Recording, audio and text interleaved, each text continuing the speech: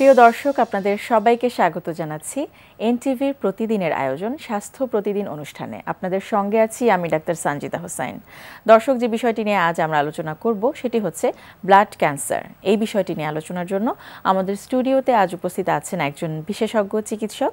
চলুন আমরা পরিচিত হয়ে নেই আজকের অতিথির সাথে। ডাক্তার ABM ইউনুস 1959 সালের জুনে পিরোজপুর জেলায় জন্মগ্রহণ করেন।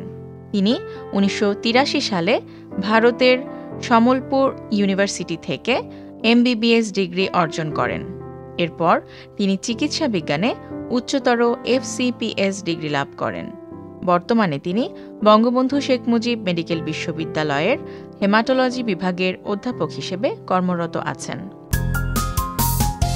আপনাকে স্বাগত জানাচ্ছি আমাদের অনুষ্ঠানে। স্যার, যেটি আমরা আলোচনা করব সেটি হচ্ছে ব্লাড ক্যান্সার। তো শুরুতেই একটু জানতে চাইব যে ব্লাড ক্যান্সার আসলে কাকে বলছেন আপনারা? ধন্যবাদ ডক্টর সঞ্জিতা। ব্লাড ক্যান্সার আসলে একটা আতঙ্কিত নাম এখন সমাজে। তো এটার ব্যাপারে অনেকেরই যথেষ্ট আগ্রহ রয়েছে যে ব্লাড ক্যান্সার বলতে আসলে আমরা কি বুঝি। তো ব্লাড ক্যান্সার হচ্ছে আসলে ব্লাডের ক্যান্সার। অন্যান্য অঙ্গ প্রত্যঙ্গের যে ক্যান্সার যেমন হয়, ব্লাডেরও যে কোষগুলো রয়েছে সেই কোষগুলোর ক্যান্সারকে আমরা ব্লাড ক্যান্সার বলে থাকি।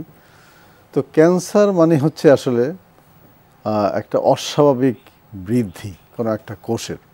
যেমন যদি আমরা সাধারণ ক্যান্সার ধরি, স্টোমাক ক্যান্সার বলেন বা লাং ক্যান্সার বলেন, সেখানে একটা জায়গায় একগুচ্ছ কোষ বেড়ে ওঠে এবং সেই কোষগুলো বাড়তেই থাকে আপন গতিতে, অস্বাভাবিকভাবে বাড়ে এবং অনিয়ন্ত্রিতভাবে স্বয়ংক্রিয়ভাবে বাড়তে থাকে। এবং যতক্ষণ পর্যন্ত তাকে কোনো থেরাপি বা কোনো ইন্টারভেনশনের মাধ্যমে তাকে থামানো না হয় ততক্ষণ কিন্তু এই বৃদ্ধিটা চলতেই থাকে। এক্স্যাক্টলি ব্লাড ক্যান্সারের মানে মূল উপাদান যেগুলো সেটা হলো ব্লাডের কোষ, লোহিত কণিকা মূলত, যে যার ব্লাড ক্যান্সার হয়ে থাকে শ্বেতকণিকা মূলত লোহিত কণিকা হয়ে থাকে। তো আমরা জানি ব্লাডের ভিতরে যে কোষগুলো রয়েছে সেগুলো হলো শ্বেতকণিকার মধ্যে আমার শ্বেতকণিকা রয়েছে, অনুচক্রিকা রয়েছে এবং লোহিত কণিকা রয়েছে। এবং শ্বেতকণিকার মধ্যে আমাদের লিম্ফোসাইট আছে, গ্রানোসাইট আছে, কেমন। তো এই প্রত্যেকটা সেলেরই বা প্রত্যেকটা কোষেরই যখন অস্বাভাবিক বৃদ্ধি ঘটে তাহলে পরে সেটা ক্যান্সারাস হতে পারে। কোনো রিয়াকশনারি কোনো কারণেও কিন্তু এর বৃদ্ধি ঘটতে পারে। যেমন আমি একটু ক্লারিফাই যদি করি যে আমাদের রক্তের যে শ্বেতকণিকা তার রেঞ্জ হলো 4000 থেকে 11000 এর মধ্যে থাকবে। যখন কোনো ইনফেকশন হয় বা কোনো শরীর যখন কোনো স্ট্রেসফুল সিচুয়েশনের সম্মুখীন হয় তখন এই কোষগুলো বেড়ে যেতে পারে। শরীরের ভিতরে একটা জীবাণু ঢুকে গেল, তখন সেটাকে ঠেকানোর জন্য, এই আক্রমণ থেকে শরীরকে মুক্ত রাখার জন্য এই শ্বেতকণিকাগুলো তখন বেড়ে যায় এবং তারা ওই সাইটে গিয়ে তাদেরকে ঠেকিয়ে দেয়, অর্থাৎ তাদেরকে চেষ্টা করে যে যাতে এই জীবাণুগুলো আর ভিতরে ঢুকে সে বংশবৃদ্ধি করতে না পারে এবং ক্ষতিকর কোনো কাজ করতে না পারে। তখন এই শ্বেতকণিকার বৃদ্ধি ঘটে। আবার যখন এই জীবাণুর আক্রমণ শেষ হয়ে যায়, যখন কোনো থ্রেট থাকে না, এরা আবার নর্মাল লেভেলে ফিরে আসে। এটা হলো একটা ফিজিওলজিক্যাল মেকানিজম। তো এখন এই 4 থেকে 11,000-এর মধ্যে শ্বেতকণিকাগুলি কিন্তু ওঠানামা করবে এবং প্রয়োজন হলে বাড়বে, আবার আগের জায়গায় ফিরে আসবে। কিন্তু যদি এই শ্বেতকণিকা বেড়ে যায়, 50,000 হলো, 1 লাখ হলো, 1.5 লাখ হলো, এভাবে বাড়ছে এবং সে কিন্তু আর ওই ইনফেকশন না থাকলেও আর আগের জায়গায় কিন্তু ব্যাক করছে না, তাহলে আমরা তখন সন্দেহ করতে পারি তাহলে এই যে অস্বাভাবিক বৃদ্ধি শ্বেতকণিকার, এটা বোধহয় ক্যান্সার আছে। এবং এর কিছু ক্রাইটেরিয়া আছে। আমরা যদি ফ্লো সাইটোমেট্রি করি বা মরফোলজিক্যালি মাইক্রোস্কোপে দেখি তাহলে দেখব যে এই ক্যান্সারাস কোষগুলো শরীরের ভিতরে বংশবৃদ্ধি বিস্তার লাভ করছে। এবং নর্মালি যে শ্বেতকণিকা রক্তের ভিতরে আসবে সেগুলো হলো সম্পূর্ণ ম্যাচিউর সেল, এমন পরিপক্ক একটা সেল যে তার কার্যক্ষমতা সম্পন্ন করতে সক্ষম, এরকম সেলগুলো বোন ম্যারোর ভিতর থেকে ব্লাডে চলে আসবে। যখনই লিউকেমিয়া হয় বা ব্লাড ক্যান্সার হয় তখন কিন্তু অপরিপক্ক সেলগুলো বোন ম্যারো থেকে ব্লাডে চলে আসে এবং এই সেলগুলো খুব ক্ষতিকর। এরা রক্তের মাধ্যমে বিভিন্ন অঙ্গ প্রত্যঙ্গে ছড়িয়ে পড়বে এবং গুরুত্বপূর্ণ কোনো অঙ্গ প্রত্যঙ্গের ভিতরে গিয়ে তার কার্যক্ষমতাকে সে নষ্ট করে দেয়। ফর এক্সাম্পল, এই ক্যান্সারাস কোষগুলো যদি ব্রেনে চলে যায়, ব্রেনে কি একজনকে স্ট্রোক করতে পারে। যদি লিভারে যায়, লিভার ফেলিয়ার করতে পারে। যদি কিডনিতে যায়, কিডনি ফেলিয়ার করতে পারে। তাহলে এই ক্যান্সারাস কোষগুলো রক্তের মাধ্যমে প্রবাহিত হয় সমস্ত শরীরে এবং সমস্ত শরীরে প্রবাহিত হতে হতে গুরুত্বপূর্ণ কিছু অঙ্গ প্রত্যঙ্গের ভিতরে গিয়ে তার কার্যক্ষমতা নষ্ট করে দিতে পারে। এর জন্যই আসলে এই মানে ক্যান্সারের যে সিমটমগুলো ঘটে সেগুলো এই কারণেই ঘটে থাকে। তো আমরা তাহলে ব্লাড ক্যান্সার বলতে রক্তের যে কণিকাগুলো রয়েছে, সেটা শ্বেতকণিকা হোক, লোহিত কণিকা হোক, অনুচক্রিকা হোক, এর যখন অস্বাভাবিক বৃদ্ধি ঘটে, অনিয়ন্ত্রিত যখন হয়ে যায়, স্বয়ংক্রিয় হয়ে যায়, এবং এটাকে এক্সটার্নালি যদি ঠেকানোর চেষ্টা করা না হয় তাহলে সে আর ঠেকে না। এই অবস্থাকে আমরা ব্লাড ক্যান্সার বলি। আচ্ছা, তো আপনি বলছিলেন যে একটা সময় কিছু লক্ষণ বা উপসর্গ প্রকাশ পায়, তো কি কি ধরনের উপসর্গ বা লক্ষণ আসলে এই ক্যান্সারে প্রকাশ পায় সেটি বোঝার উপায় কি? তো আমরা যদি একটু প্যাথোলজির কথা চিন্তা করি যে ব্লাড ক্যান্সার আসলে কি ঘটে। ব্লাড ক্যান্সার এই যে বললাম সেলের অস্বাভাবিক বৃদ্ধি ঘটে, এবং সেই বৃদ্ধিটা ঘটে এই রক্তের কোষগুলো তৈরি হয় অস্থিমজ্জার ভিতরে, বোন ম্যারোর ভিতরে, এবং সেখানে কিন্তু ব্যালেন্সড আকারে সবগুলো কোষই তৈরি হবে। অনুচক্রিকা তৈরি হবে, লোহিত কণিকা তৈরি হবে, শ্বেতকণিকা তৈরি হবে, এবং সবাই যার যার কাজটা করে যাবে। এখন একটা জমিনে আগাছা মানে গজানের মতো, জমিনে যদি আগাছা গজিয়ে যায় তাহলে কিন্তু ফসল হবে না। তো বোন ম্যারোর ভিতরে যদি কোনো পার্টিকুলার একটা কোষ ক্যান্সারাস মানে হয়ে যায় এবং সেখানে অস্বাভাবিক বৃদ্ধি হতে থাকে, বোন ম্যারোর স্পেস কিন্তু লিমিটেড। মনে করেন 100%-এর ভিতরে আপনার 1% শ্বেতকণিকা থাকবে, 1% লোহিত কণিকা থাকবে, 1% অনুচক্রিকা থাকবে। কেমন এখন একজন এটাকে দখল করে নিল, শ্বেতকণিকা সে এখানে বংশবৃদ্ধি শুরু করলো কেমন অস্বাভাবিক গতিতে, তাহলে লোহিত কণিকা উৎপাদন বন্ধ হয়ে যাবে, তাহলে তার অনুচক্রিকার উৎপাদন বন্ধ হয়ে যাবে। তাহলে এর যে ঘাটতিজনিত যে বিষয়গুলো, যদি লোহিত কণিকা উৎপাদন বন্ধ হয়ে যায় তাহলে সে রক্তশূন্য হবে, যদি শ্বেতকণিকা উৎপাদন বন্ধ হয়ে যায় তাহলে তার রক্তক্ষরণজনিত সমস্যা হবে। আচ্ছা, যখন যেটা ঘাটতি হয়ে যাবে, যখন যেটা ঘাটতি হয়ে যাবে ঠিক এভাবেই সিমটমগুলো তৈরি হবে। এবং শ্বেতকণিকার যদি এই অস্বাভাবিক বৃদ্ধি ঘটে তাহলে এরা তো হলে ক্যান্সারাস, এদের নর্মাল কার্যক্ষমতা করার মতো কিন্তু তাদের আর ক্যাপাবিলিটি থাকছে না। তো এরা যে ইনফেকশন থেকে বা স্ট্রেস থেকে শরীরকে রক্ষা করতো সে কিন্তু আর পাচ্ছে না, ফলে তার ঘন ঘন সংক্রমণ হবে। ঠিক আছে, তো আমরা দেখতে পাই যে একজনের যদি এরকম ব্লাড ক্যান্সার হয়ে যায় তাহলে তার রক্ত স্বল্পতা, রক্তক্ষরণজনিত সমস্যা এবং ঘন ঘন সংক্রমণ, এগুলার এই তিনটা লক্ষণই কিন্তু তার ভিতরে আস্তে ধীরে মানে প্রকাশ পেতে থাকে। এরপরে যে আগে বলছিলাম যে এই কোষগুলো যে কোনো অঙ্গ প্রত্যঙ্গে যদি মানে গিয়ে ইনফিলট্রেট করে, ওখানে যায়, তাহলে তার কার্যক্ষমতাকে নষ্ট করতে পারে। এখন লিভারে গেল, মানে লিভারেতে সে ফেলিয়ার করে ফেললো, কিডনিতে গিয়ে ফেলে, লিম্ফ নোডে যখন যাবে লিম্ফ নোডগুলো বড় হয়ে যায়, তো আমরা বিভিন্ন জায়গায় গ্ল্যান্ড দেখতে পাই। যখন স্প্লিনে যাবে, যেন সিএমএল এর কথা বলেন, এএলএল এর কথা বলেন, সেই স্প্লিনটা ওখানে অনেক বড় হয়ে যাবে, তো পেটের মধ্যে আমরা একটা চাকা, এখন যে অর্গানে যাচ্ছে মানে সেটি বড় হয়ে যাচ্ছে এবং সেটির মানে কার্যক্ষমতা কিন্তু সে তখন সেই সব অর্গানে প্যাথোলজি আসতেছে। তো একটু স্যার জানতে চাইবো যে কোনো ক্যান্সারে বা যে কোনো ডিজিজে কিছু কজ বা ফ্যাক্টর কাজ করে, সেক্ষেত্রে ব্লাড ক্যান্সারের প্রিডিসপোজিং ফ্যাক্টর বা কি আসলে অন্যান্য ক্যান্সারের মতো ব্লাড ক্যান্সারও মানে একই কারণে হয়। আসলে এক্সাক্ট কারণ কিন্তু কেউ বলতে না পারলেও মানে এতদিনের গবেষণা এবং বিভিন্ন রকম তথ্য উপাত্ত এগুলো নিয়ে মানে বৈজ্ঞানিকরা যে এই মানে সিদ্ধান্তে পৌঁছেছেন যে এই যে কোনো ক্যান্সার অথবা ব্লাড ক্যান্সার এর পিছনে কিছু ফ্যাক্টর রয়েছে। যেমন এটা জেনেটিক ফ্যাক্টর হতে পারে, যে একটা ফ্যামিলিতে ফ্যানকনিজ অ্যানিমিয়া বলেন, জেরোডার্মা পিগমেন্টোসা বলেন, এই ফ্যামিলিতে এই ধরনের ক্যান্সার কিন্তু এইডসের রোগী বলেন, তার জন্য কিছু ক্যান্সার মানে প্রিডিসপোজিংয়ে আছে। তো এটা হলো পরিবেশগত বা অন্য ডিজিজের সেকেন্ডারি ফ্যাক্টর। তো এখন জেনেটিক কনফিগারেশন কিছু কিছু ফ্যামিলিয়াল ব্লাড ক্যান্সার রয়েছে এবং ম্যাক্সিমামটাই হয় আসলে পরিবেশগত। তো এখন এটার জন্য কি কি দায়ী? মূলত দায়ী হলো কেমিক্যাল, অ্যারোমেটিক অ্যামাইন্স বা বেনজিন কম্পাউন্ড যেগুলো আছে, সেই কম্পাউন্ডগুলো যদি শরীরের ভিতরে মানে কন্টিনিউয়াসলি একটা যে কোনো মাত্রাই হোক না কেন, যে একটা ক্যান্সারাস মাত্রায় যদি শরীরের ভিতরে এটা প্রবেশ করতে থাকে এবং দীর্ঘদিন যদি সে এই কেমিক্যালগুলো মানে এই শরীরের ভিতরে প্রতিক্রিয়া করার মতো সময় পায়, তাহলে একটা কোষের ভিতরে পরিবর্তন হয়ে যায়। এই কেমিক্যালগুলো ঢোকার মানে কোন ওয়েতে ঢুকছে? হ্যাঁ, সেটা ঢুকছে আমরা যদি মানে কনজিউম করতে পারি, আমরা পরিবেশগতভাবে আমরা বা ধরেন কোনো মনে করেন একজন রঙের ইন্ডাস্ট্রিতে কাজ করছে, কেমন, তো সেখানে প্রতিনিয়ত এই রং নিয়ে কাজ করছে, এই রঙের গন্ধটা তার ভিতরে যাচ্ছে। এক হচ্ছে তার তো জেনেটিক্যালি সে ওইটা নিচ্ছে আছে, তারপরে আবার সে পরিবেশগতভাবে সে কিন্তু এক্সপোজড হচ্ছে, মানে এই কার্সিনোজেনিক যে পদার্থ এমনিতেই রিস্কে ছিল, এই এক্সপোজারের কারণে তো আরো বেড়ে যাবে। এবং যার জেনেটিক মানে কনফিগারেশন ভালো আছে সেও যদি দীর্ঘদিন মানে এসব সেও আক্রান্ত হতে পারে। তারপর হলো ভাইরাস, কিছু কিছু ভাইরাস রয়েছে যে ভাইরাসগুলো আমাদের মানে ব্লাড ক্যান্সার সহ, সার্ভাইকাল ক্যান্সার সহ, স্কিন ক্যান্সার সহ অনেক ধরনের ক্যান্সার করতে তারা সক্ষম। কেমন? তো এক ধরনের লিম্ফোমা আছে যেটা এপস্টাইন বার ভাইরাস দিয়ে হয়ে থাকে। কেমন? তারপরে ধরেন কাপুসিড সার্কোমা বা অন্যান্য আরো ধরনের কিছু কিছু মানে ব্লাড ক্যান্সার আছে যে তার সঙ্গে কিন্তু ভাইরাসের একটা সম্পৃক্ততা, এইডস এর একটা সম্পৃক্ততা আছে। আচ্ছা স্যার, একটু চিকিৎসার দিকে আমরা খুব সংক্ষেপে আরো একটু একটা কথাই বলে নেই, সেটা হলো যে আমরা এই কেমিক্যাল তারপরে জেনেটিক ফ্যাক্টরের সাথে আরেকটা হলো রেডিয়েশন। কেমন? এটা হলো মানে অতিবেগুনি রশ্মি যেটাকে বলা হয়। কেমন? এই রশ্মির কারণে মানে ব্লাড ক্যান্সার হয়ে থাকে বা যে কোনো ক্যান্সারই হতে পারে।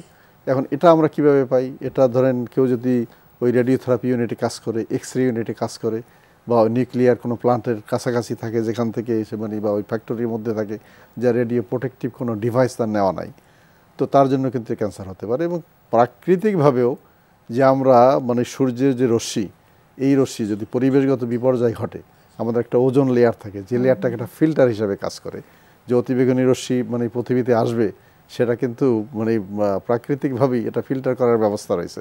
এখন পরিবেশের ভারসাম্য রক্ষা যদি মানে কোনোভাবেই ব্যাহত হয়ে যায় তাহলে ওজোন ফিল্টারটা পাতলা হয়ে যায়, তখন সেখান থেকে রশ্মিগুলো আমাদের কাছে চলে আসে এবং এই কারণে আমাদের এটি একটি বড় ফ্যাক্টর হিসেবে তখন কাজ করছে। স্যার, ব্লাড ক্যান্সারের কারণ সম্পর্কে তো আমরা জানলাম বা কি কি ধরনের কারণে হতে পারে ফ্যাক্টরগুলো জানলাম। একটু জানতে চাইবো সংক্ষেপে যে চিকিৎসা আসলে কি আপনারা দিয়ে থাকেন সাধারণত, বাংলাদেশে সেটা অ্যাভেলেবল আছে কিনা? চমৎকার প্রশ্ন। ব্লাড ক্যান্সার শুনলে আমরা আতঙ্কে মানে একেবারেই ভীত সন্ত্রস্ত হয়ে যায়, আসলে বিষয়টা তা না। অনেক ব্লাড ক্যান্সারই যদি সময় মতো ধরা পড়ে তাহলে কিন্তু চিকিৎসার মাধ্যমে এটা ভালো করা সম্ভব।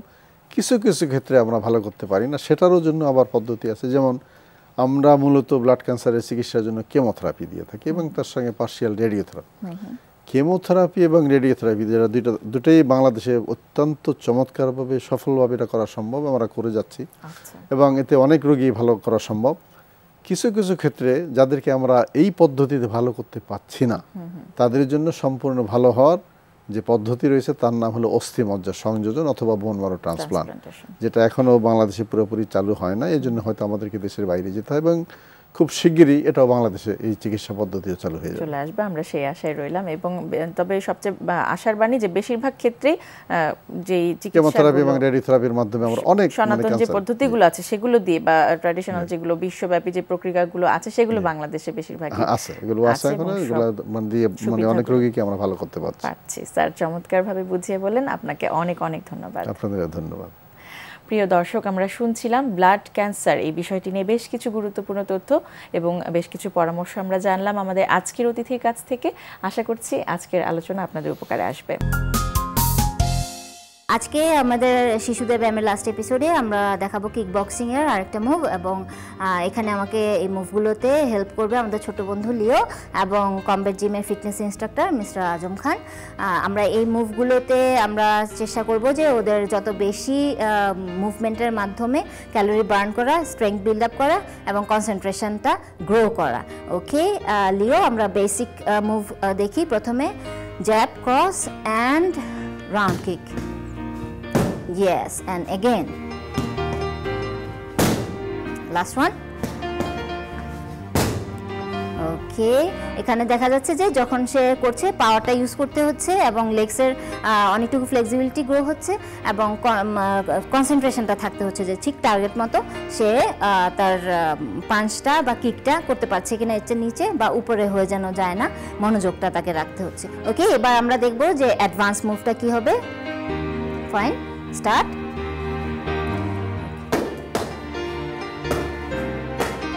Okay, again, can you do it again? Nice, nice, nice, fine. তো আমরা এখানে তোমাকে এই মুভগুলো খুব পছন্দ হলো? হ্যাঁ, ফাইটিংটা সবচেয়ে বেশি পছন্দের? হ্যাঁ, ওকে। আমরা দেখছি যে ফাইটিং মুভগুলো বাচ্চাদের খুব বেশি পছন্দ হয় এবং এর পাশাপাশি যেটা হচ্ছে যে ওর অনেক বেশি সার্কেলিং মুভমেন্টে যেটা হচ্ছে যে ব্যালেন্স রাখতে হচ্ছে, কনসেন্ট্রেশন বিল্ড আপ হচ্ছে এবং সে এনজয় করছে। তো আমরা ব্যায়ামের শেষে যেটা বলবো যে অনেকে মারামারি দেখে অনেক সময় ভয় পেয়ে যান যে হ্যাঁ মারামারি করাটা শিশুর জন্য উপযোগী হবে কিনা।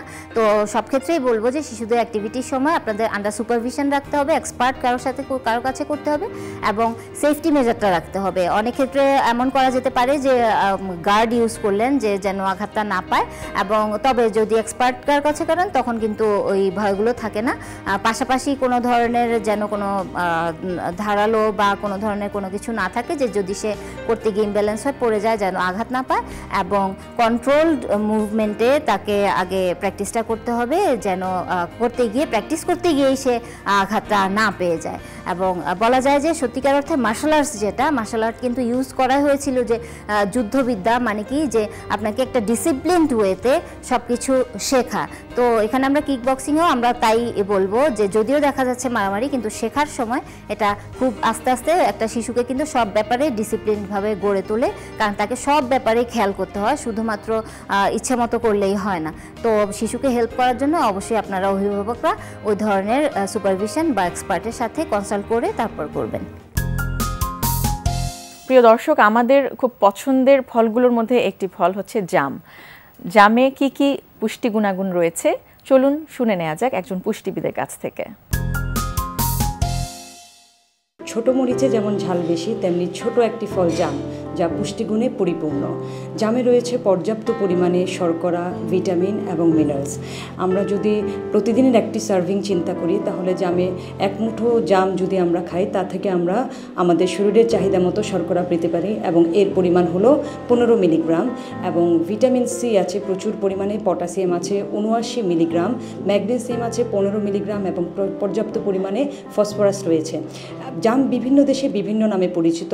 আমাদের দেশে কালো জাম নামে সবাই চেনে। সাধারণত জুন জুলাই মাসে এই ফলটির আবির্ভাব ঘটে, এবং সবাইকে বলবো যে যখনই সিজনে এটি পাওয়া যায় এই ফলটিকে অবশ্যই খাওয়ার জন্য, কারণ এর মাইক্রো এবং ম্যাক্রো মিনারেলসগুলো শরীরের পর্যাপ্ত পরিমাণে রোগ প্রতিরোধ ক্ষমতাকে বাড়ায়। সিজনে আমাদের সাধারণত জ্বর, সর্দি, কাশি হয়ে থাকে, এবং জাম কিন্তু সেই রোগগুলোকে প্রতিরোধ করে।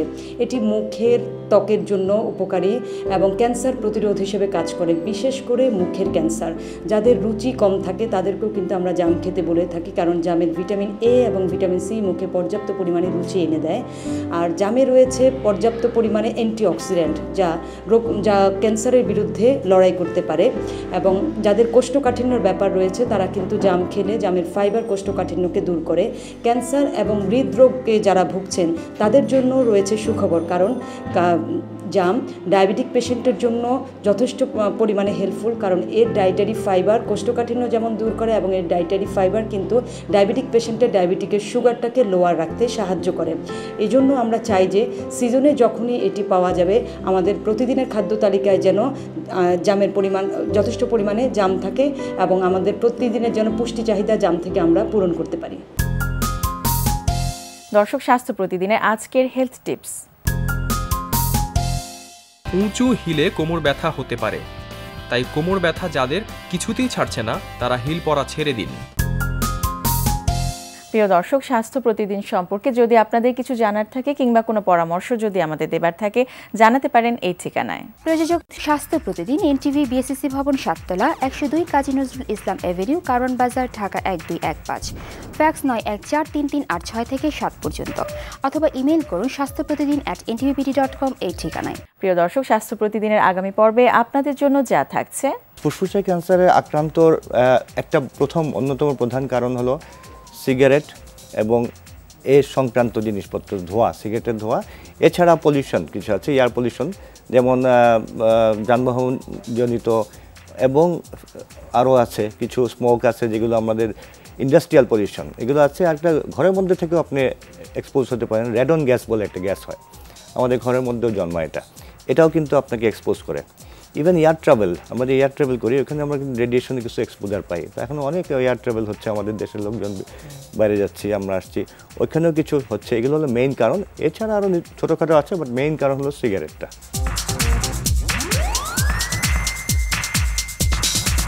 দর্শক, বিশ্বের যে কোনো প্রান্ত থেকে যে কোনো সময় আপনাদের পছন্দের অনুষ্ঠান স্বাস্থ্য প্রতিদিন দেখতে চাইলে ভিজিট করুন আমাদের পূর্ণাঙ্গ ওয়েব পোর্টাল www.ntvbd.com।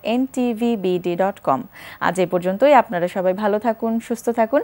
আগামীকাল আবারও দেখা হবে ঠিক একই সময় এনটিভির পর্দায়।